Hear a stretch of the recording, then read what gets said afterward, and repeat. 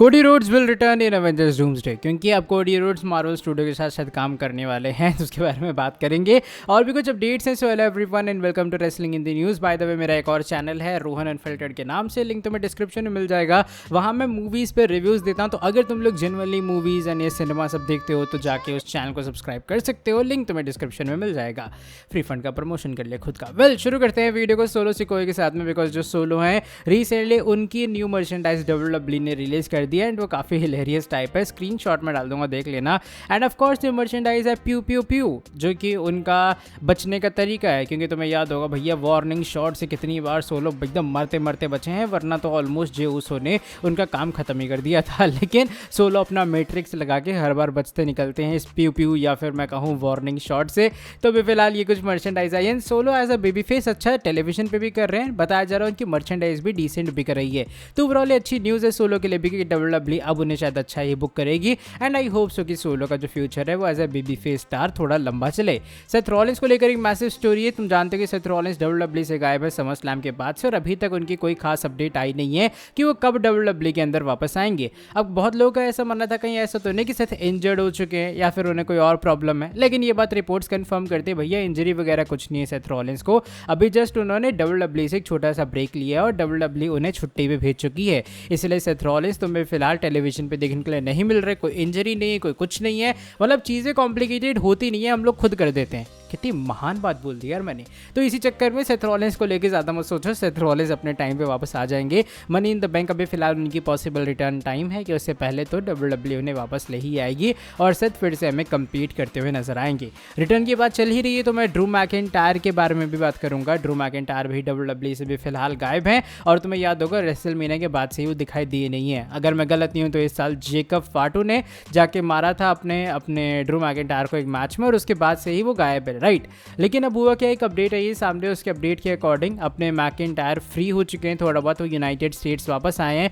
जिन्हें नहीं पता है वो हेनरी कैविल के साथ में हाईलैंडर शूट कर रहे थे, तो शूटिंग वगैरह वहाँ पे उनकी वाइंड अप हो चुकी है और वापस वो यूएस आ चुके हैं। लेकिन इसके बावजूद भी WWE के अंदर अभी भी फिलहाल कोई भी क्रिएटिव प्लान्स नहीं है ड्रू मैकिंटायर के लिए, और उनकी कमबैक की रिटर्न अभी तक रिटर्न का कमबैक जो भी कह लो वो डिस्कस किया ही नहीं गया है, जो कि बताया जाता है किया ही नहीं गया है। और ये इंडिकेट करते हैं कि WWE के पास खुद की भी प्लान्स नहीं है भाई कि उन्हें ड्रू मैकिंटायर को वापस लाना कैसे है, कब लाना है। देखो ऑलरेडी जो मेन इवेंट वाला सीन है थोड़ा स्टैक्ड हुआ पड़ा है। तुम देखोगे कोडी रोड्स रैंडी ऑर्टन से भिड़ रहे हैं, केविन ओवेंस और साथ में सैमी ज़ेन, गंथर बैलर, ये सब भी उस पूरे टाइटल फीड में इन्वॉल्व हैं। On the other side blood line का सीगा है, रॉयस कीस ने अपना नई फैक्शन ले आए। तो इस पूरी टसल के बीच में ड्रू मैकिंटायर को शायद लाने का WWE के पास अभी फिलहाल तो कोई आइडिया नहीं है, बट आई होप WWE जल्दी फिगर आउट कर ले और इवेंचुअली ड्रू मैकिंटायर अपने को कम बैक करते हुए नजर आए।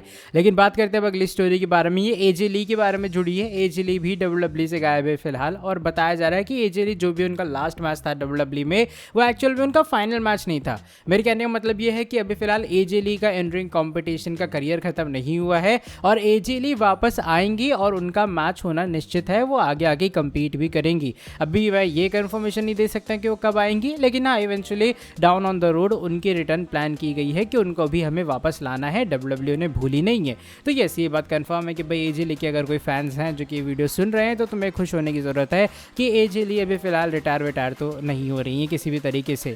अब बात करते हैं एक और बड़ी स्टोरी के बारे में, जो कि हमारी second last story Cody Rhodes के बारे में जुड़ी है। तुम जानते हो कि मार्वल ने रिसेंटली बहुत सारी चीज़ें कर रहा है। उन्होंने अपना एक्समैन रीबूट कर दिया है, अवेंजर्स डूम्सडे आ रही है, अवेंजर्स एंड गेम एनकोर आ रही है। तो इसी के बीच में जो कोडी रोड्स हैं वो मार्वल स्टूडियोज़ को विजिट करते हैं, और एक फोटो आई है सामने जो कि तुम लोग देख पा रहे होगे, जहाँ कोडी रोड्स मार्वल स्टूडियो के हेडक्वार्टर के सामने जो उनका पीछे लोगो लगा हुआ है उस पर फोटो खिंचवा रहे हैं। तो अभी फिलहाल भाई ये चीज़ तो इस तरफ थोड़ी बहुत इंडिकेशन कर रही है कि कहीं कोडी रोड जैसा तो नहीं कि मार्वल के साथ काम करेंगे। काफ़ी लोग तो ऑलरेडी ऑनलाइन मजाक उड़ा रहे हैं कि भाई Cody Rhodes will now return in Avengers doomsday.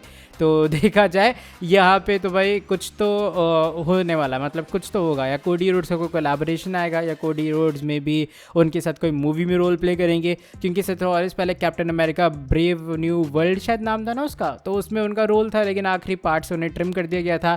तो मे बी ऐसा हो सकता है कि कोडी रोड्स को भी कोई रोल देना चाहे। ऑलरेडी वो काफ़ी सारे लोगों को कास्ट कर रहे हैं, जैसे इंडी नेवरिटी और भी बहुत सारे टैलेंट्स को एक्समैन रीबूट के लिए कास्ट किया गया। तो शायद कोडी रोड्स को यहाँ पे कोई नया रोल दे रहे हैं, क्योंकि डूम्सडे के अंदर तो वो नहीं होंगी। डूम्सडे की शूटिंग ऑलमोस्ट वाइंड अप हो चुकी है। अब बात करते हैं आज की हमारी फाइनल स्टोरी के बारे में। ये एडम पियर्स के बारे में जुड़ी, और एडम पियर्स को लेके हल्की सी कंट्रोवर्सी हुई है ऑनलाइन, जो कि मुझे लगता नहीं कि कंट्रोवर्सी करने लायक भी टॉपिक है। देखो हुआ क्या है कि अपने एडम पियर्स ने अपने इंटरव्यू के अंदर एक बात कही है। एडम पियर्स ने कहा है कि WWE के अलावा वो किसी और चीज़ को नहीं देखते हैं, यानी कि उनका कहने का मतलब ये था कि भैया देखो, ये उनका ऐसा ओपिनियन है कि वो WWE के अंदर ही काम करते हैं और WWE के अंदर ही चीज़ें उन्हें देखना पसंद है। कोई और प्रमोशन जाना, उनको ये सब चीज़ें या कोई और प्रमोशन इवन देख रहा भी उन्हें ये चीज़ें पसंद नहीं है, और वो अपनी कंपनी के लिए पूरे तरीके से लॉयल इंसान है। तो बस ये कमेंट था एडम पियर्स का।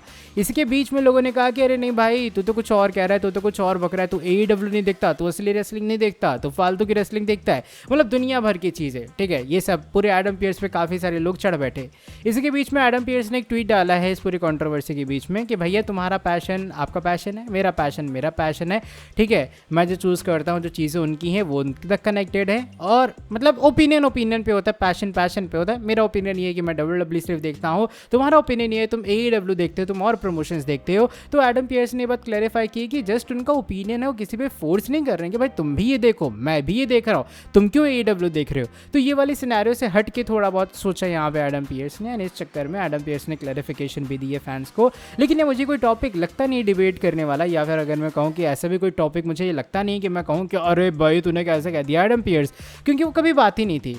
लाइक ये कोई बात भी है यार, बट वही बात है कि US की ऑडियंस तुम जानते हो कैसी होती है, फालतू की उंगली करने की उन्हें आदत होती है, जब कोई और कर देता है तब उन्हें दर्द होता है। चलो बाय द वे छोड़ो बात को, that is it for today video पसंद आई है, वीडियो को तुम लोग नीचे लाइक कर सकते हो, चैनल को सब्सक्राइब, बेल नोटिफिकेशन को ऑन कर देना।